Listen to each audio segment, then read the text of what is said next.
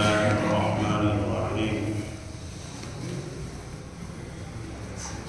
وننزل من القرآن ما هو شفاء ورحمة للمؤمنين صدق الله العظيم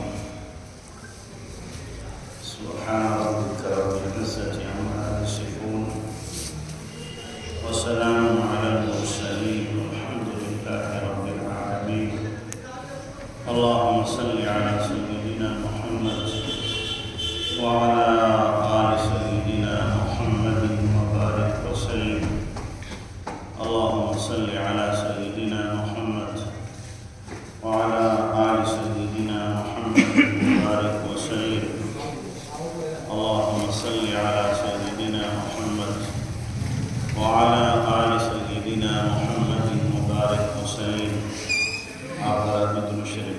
اللهم صل على سيدنا محمد وعلى سيدنا میرے محترم بزرگوں، اللہ تعالیٰ نے اپنے فضل سے ہمیں پھر رمضان عطا فرمایا اور اس میں قرآن پاک سننے کی ہمیں توفیق عطا فرمائی۔ کتنے ایسے لوگ ہوں گے کہ پچھلے رمضان میں تھے، اس سال میں یا اس سال ہیں لیکن کسی بیماری کی وجہ سے نہ روزہ رکھ سکتے ہیں نہ قرآن سن سکتے ہیں۔ یہ اللہ کا ہمارے ساتھ خصوصی نام ہے کہ اللہ تعالیٰ نے صحت و عافیت کے ساتھ ہمیں رمضان عطا فرمایا۔ ہمیں اس کی قدر کرنا چاہیے اور رمضان کے اوقات کو وصول کرنے کی کوشش کرنا چاہیے۔ کوئی لمحہ ہمارا ضائع نہ ہو، اس لیے کہ دنیا والے سیزن کی تلاش میں رہتے ہیں کہ سیزن آئے گا تو ہم کیا کریں گے؟ کاروبار کریں گے اور اچھا کمائیں گے۔ بھائی یہ بھی نیکیوں کا سیزن ہے، تو ہمیں زیادہ سے زیادہ نیکیاں کمانے کی کوشش کرنا چاہیے۔ اب عام طور سے ہوتا ہے کہ کاروباری، کپڑے والے، جوتے والے اور دوسرے آخری اشرا جو عبادت کا ہوتا ہے وہ اشرا اپنا جاگنے میں لگاتے ہیں، لیکن دنیا کے لیے، حالانکہ وہ جاگنے کے لیے تھا آخرت کے لیے۔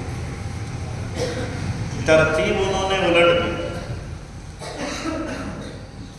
ہونا تو یہ چاہیے تھا کہ رمضان میں ہم کاروبار کم کر دیتے، دنیا کا اور آخرت کا کاروبار بڑھا لیتے، لیکن اس کا الٹا ہو رہا ہے کہ دنیا کا کاروبار بڑھا دیتے ہیں اور آخرت کا کاروبار گھٹا دیتے ہیں۔ چونکہ آخرت پر یقین نہیں ہے، دنیا پہ یقین ہے۔ آخرت کا اگر یقین ہو تو کوئی بھی نیکی ہم چھوڑ نہیں سکتے۔ جیسے اگر ہمیں پتہ چل جائے فلاں کاروبار میں سب سے زیادہ پروفٹ ہوتا ہے تو ہم نہیں چھوڑتے، ہمیں کرنا بھائی اس میں لاس ہے ہی نہیں، بالکل پروفٹ ہی پروفٹ ہے تو ہم کریں گے۔ ایسے ہی بھائی آخرت کا مسئلہ ہے کہ رمضان میں لاس کا سوال ہی نہیں پیدا ہوتا، اس میں تو پروفٹ ہی پروفٹ ہے، اور اللہ کی طرف سے ریٹ بڑھا ہوا ہے۔ ریٹ نیکیوں کا کیا ہو گیا؟ بڑھ گیا۔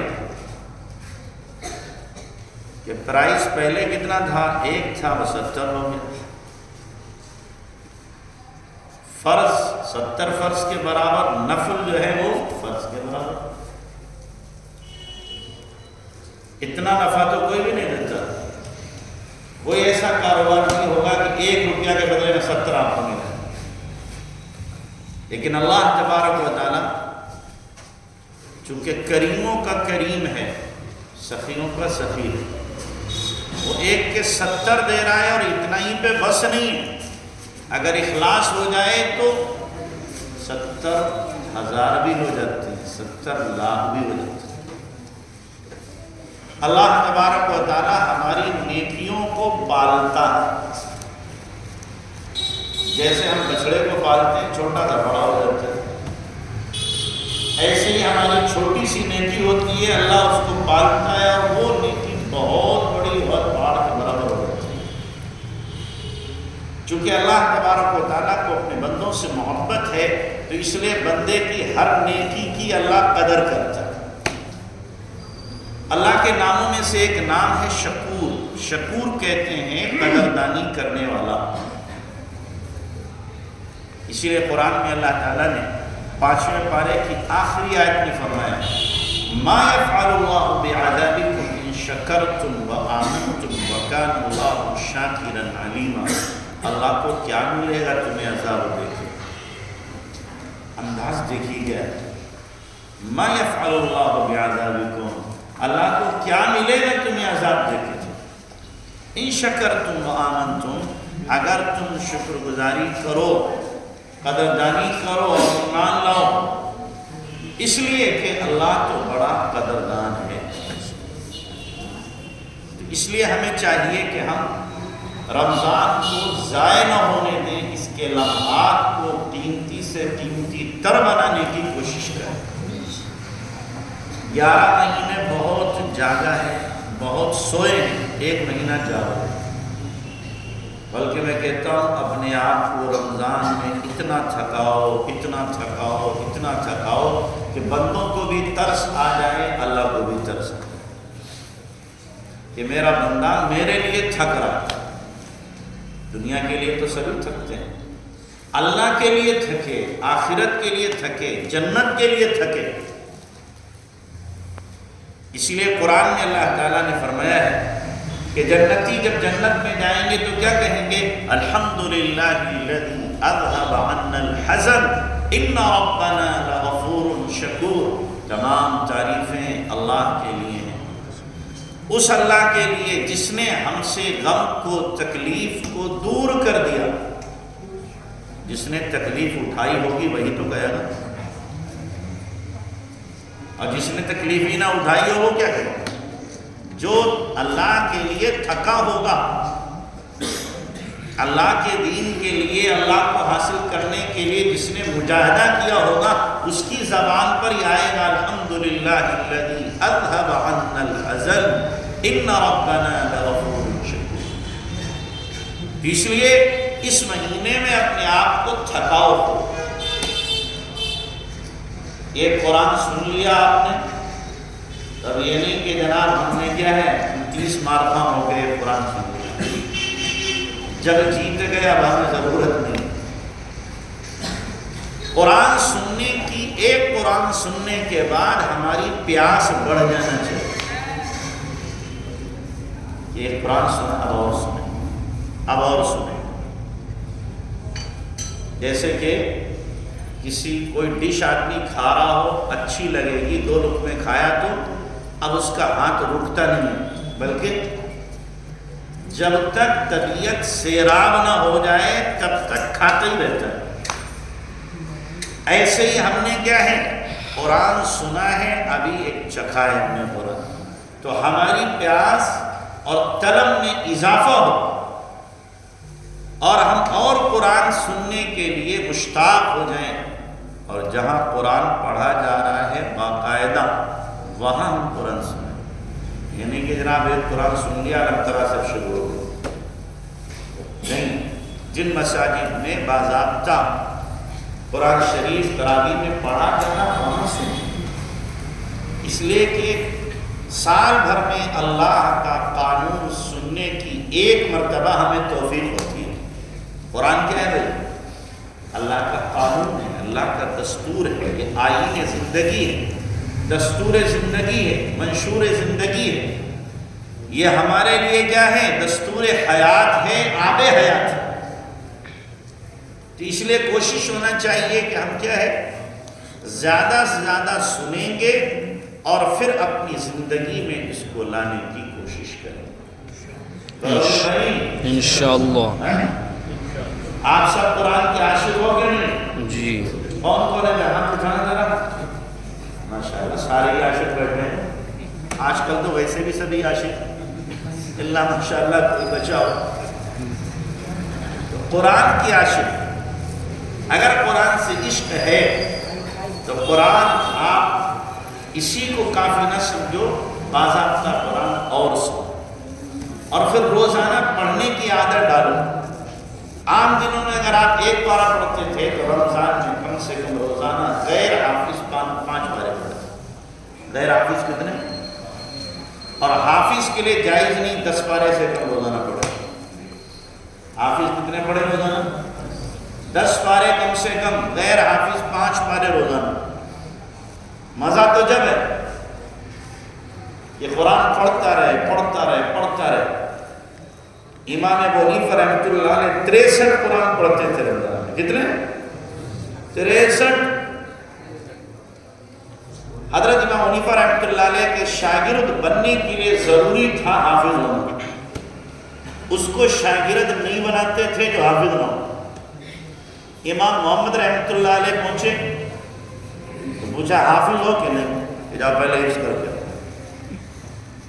امام محمد رحمۃ اللہ علیہ گئے، 1 ہفتے بعد آ گئے۔ امام صاحب سمجھے شاید ملنے آیا ہو، کہ جی کیوں ہے؟ کہ جی حافظ ہو گیا۔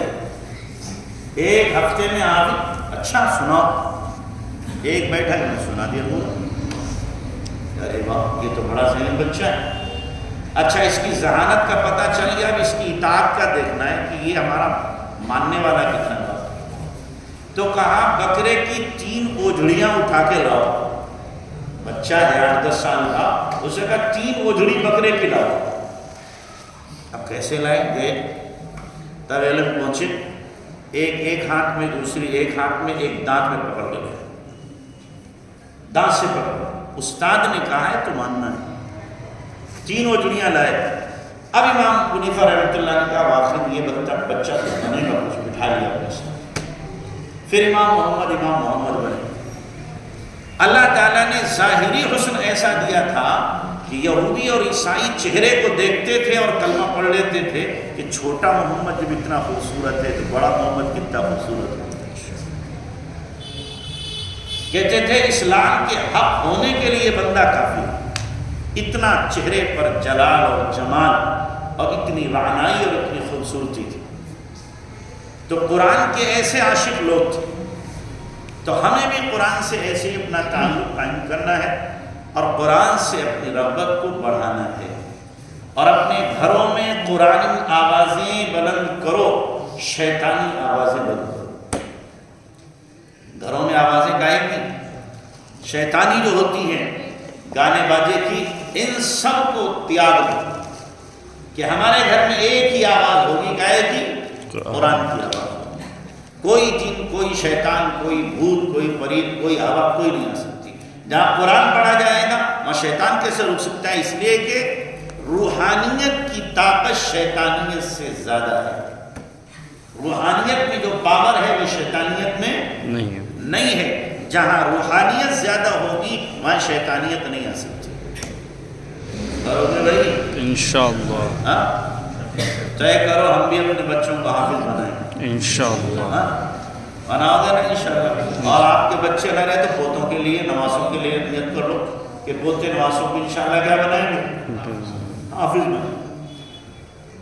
اس لیے کہ یہ ایک ڈگری ایسی ہے جو باقی رہے گی، ساری ڈگریاں ختم۔ بولو مرنے کے بعد ڈاکٹر صاحب کس کے سوئی لگائیں گے؟ انجینئر صاحب کی اتنی چلے گی قبر میں؟ پروفیسر صاحب پڑھائیں گے کہ نہیں؟ جج صاحب کس کا فیصلہ کریں گے قبر میں یا حشر میں؟ کوئی بھی بتاؤ ڈگری کہاں آ سکتی ہے قبر میں، حشر میں؟ مرتے کی ساری ڈگریاں 0 اور 0 ہیں، لیکن حافظ صاحب کا حفظ بھی ختم ہو جائے گا کہ مر گئے تو حافظہ ختم ہو گیا؟ نہیں، حافظ صاحب کا حفظ یہ قبر میں بھی رہے گا انشاءاللہ۔ جب قبر میں پہنچیں گے تو منکر نکیر آئے تو دیکھا ایک بندہ کونے میں کھڑا ہوا۔ ارے بھائی تم کون ہو؟ جی تمہیں مطلب کہ جی ہمیں اس سے سوال کرنا ہے۔ تمہیں کرنا ہے کرو سوال، ہم کھڑے ہیں۔ جی اکیلے ہم پوچھیں گے اس سے، اکیلے ہم اسے چھوڑ نہیں سکتے۔ کیوں بھائی تم ہو کون؟ کہ جی میں قرآن، اس نے دنیا مجھے نہیں چھوڑا، میں قبر میں اس کو تنہا نہیں چھوڑا۔ سبحان اللہ، سمجھے بھائی؟ اور جب حشر میں پہنچیں گے تو ابا جی کو تاج پہنایا جا رہا ہے، اور پھر جب ابا کو تاج پہنایا جا رہا ہے تو حافظ جی کو کیا ملے گا؟ کوئی تصور کر سکتا ہے اللہ کتنا دے گا؟ اور پھر جب جنت میں پہنچے تو اللہ فرمائے گا اقرا ورتقی ورتل کما کنت ترتل فی الدنیا، پڑھتا جا چڑھتا جا، تیرا آخری ٹھکانہ وہی ہے جہاں آخری آیت پوری ہوگی، وہی آخری تیری کیا ہے منزل ہے۔ تو قرآن میں کتنی آیتیں ہیں؟ 6666۔ تو حافظ جی کو جو بلڈنگ میں لے گی کتنی منزلوں کی ہوگی؟ 6666 منزلہ ہوگی۔ نہ اب تک کوئی بنا سکا ہے اور نہ قیامت کی صبح تک اتنی اونچی بنا سکے گا۔ حافظ جی کو اتنی بڑی ملے گی۔ آپ سوچ رہے ہیں ہمیں جتنی آیتیں آپ کو یاد ہوں گی اتنی آپ کو ملے گی۔ آپ کو 100 آیتیں یاد ہیں تو 100 منزلہ مل جائے گی، 200 آیتیں یاد ہیں 200 منزلہ مل جائے گی۔ اس لیے زیادہ سے زیادہ آیتیں یاد کرنے کی کوشش کرو۔ میں کہتا ہوں ہفتے میں ایک ہی آیت یاد کر لیا کرو۔ کتنی؟ ہفتے میں ایک آیت یاد کرو۔ سال میں کتنی ہو؟ 48 50 سال میں 50 ہوگی، 10 سال میں 500 آیتیں، 20 سال میں 1000 آیتیں ہوں۔